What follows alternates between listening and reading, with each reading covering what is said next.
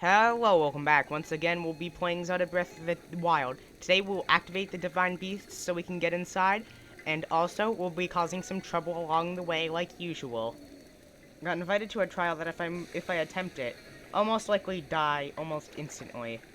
Then I knocked the apples out of my apple tree, the same way that I would knock down your door if I saw that you were still not subscribed. And I know one of you aren't subscribed, and I'm on my way right now. Subscribe before it's too late. Anyway, I stole someone's torch and proceeded to run out the door, and then I slipped away, and that torch was never seen again. Then I proceeded to light the lanterns around Rito Village, so I had quick access to fire if I needed to deal with one of the villagers, or light a cooking pot. Took my special path to Zoras Domain, avoiding monsters and Sidon. Got this special dialogue because I avoided Sidon instead of talking to him at the bridge. The Zora King is not accepting visitors at this time. I shall escort you out. Pardon my manners, but are you a Hylian?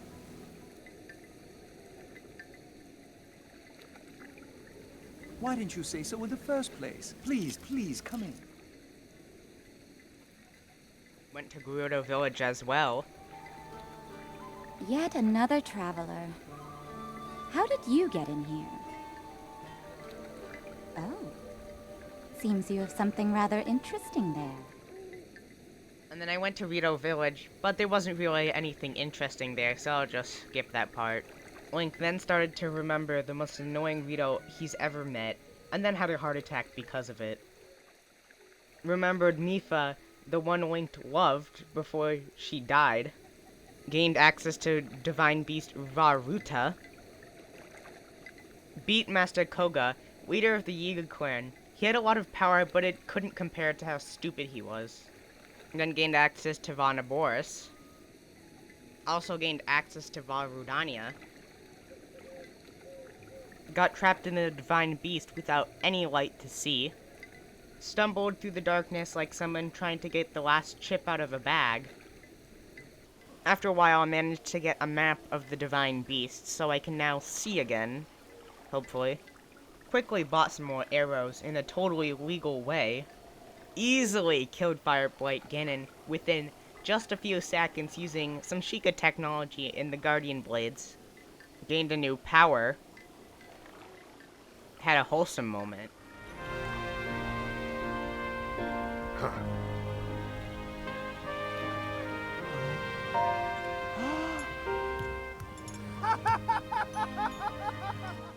Alright, enough of that. Easily killed Fireblight Ganon because of all the arrows I had.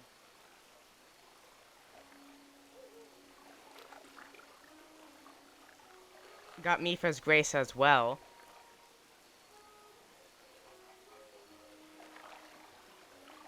Used a special speedrunner strategy so I don't have to waste as much time doing a single small puzzle. Did a little bit of a murder on Fireblight Ganon because I felt like it. Got Ravioli's Gale. Killed Thunderblight Ganon. Momentarily forgot that men cannot enter Gerudo Town. Impa sensed the presence of the spirits of the Divine Beasts without us even having to tell her. So that means it's time to look for our leafy boy, Hestu. And then on the way, I talked to a swordsman who said that I used to train with swift carrots, which is such a strange prospect, and just an overall stupid idea. And eventually I found Hestu, but when I got to him, his maracas were gone, and he told me that nearby monsters had stolen them, so of course, I decided to help him get them back. Killed all the monsters so I could get Hestu's maracas back, and I was able to do it pretty easily. And then I brought the maracas back to Hestu, but it turned out there was no korok seeds inside, and they must have all been taken. So, of course, I decided to give him some of mine instead. So, of course, I gave him some of my korok seeds, and he helped expand my inventory greatly. Almost got hit by a Guardian's beam, but I got swatted out of the way by a Stal enemy with a korok leaf, causing me to take no damage since I fell to the ground. And then I decimated that Guardian Stalker that was trying to kill me really easily thanks to my powered-up Master Sword. And then I entered Hyrule Castle's dungeons and started a bit of a prison break with the other enemies inside the cells. And it was a pretty big prison break at that. There was about 5 to 7 monsters with me. And then I entered the room with the Staunox and got shut out from the others outside because the gates closed behind me, so I knew I had to defeat the Staunox for them. And I relentlessly attacked it over and over, using the special abilities I gained to kill the Staunox. And then I grabbed the Hylian shield. And then I entered Rito Village's lab, only to be met by a child inside. But it turned out she was actually a lot older, but she aged backwards due to a failed experiment she had been testing on herself. And I was able to repair the Sheikah Slate and get the Hyrule Compelodex and even the camera back. So now I can take pictures of enemies and objects and be able to look at the definition of them. And I also gained the ability to track objects that I've taken pictures of, and even throw more bombs faster, and even freeze enemies in place as well. And then I kind of went on a picture-taking rampage and recorded taking pictures of everything I could. Found 1, 2, 3, 4, 5, 6, 7 memories.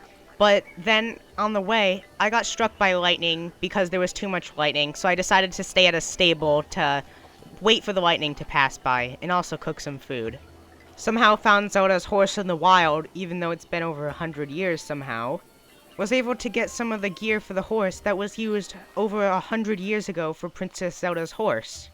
Then I found the 8th memory, and after that I unlocked the map for Central Hyrule's Tower. And then I found Hestru on my way to another memory at one of the stables, so I traded him some of my Korok seeds for some more inventory expansions. Then after that, I found the 9th memory, accidentally ran into a blue Lionel, and running away from the Lionel, I found the 10th memory, and the 11th memory, and the 12th memory. I also decided to activate a shrine in Hyrule Castle for quick access later on. And then I went back to Impa, and she told me there was actually a 13th memory as well.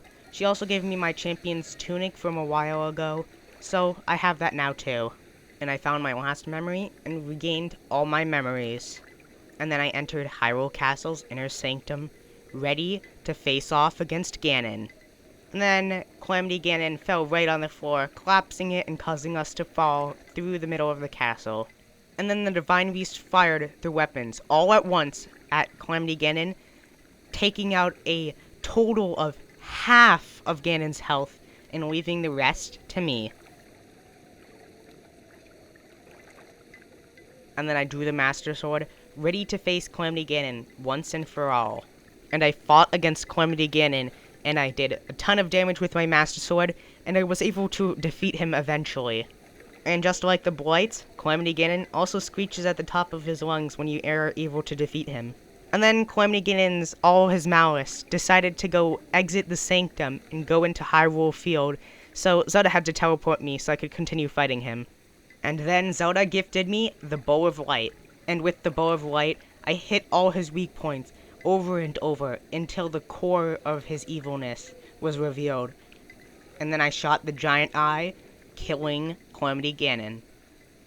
And then Zelda appeared, using her sealing power and sealing Ganon away. And then I watched the credits, though I did speed it up for you guys, so it won't take as long.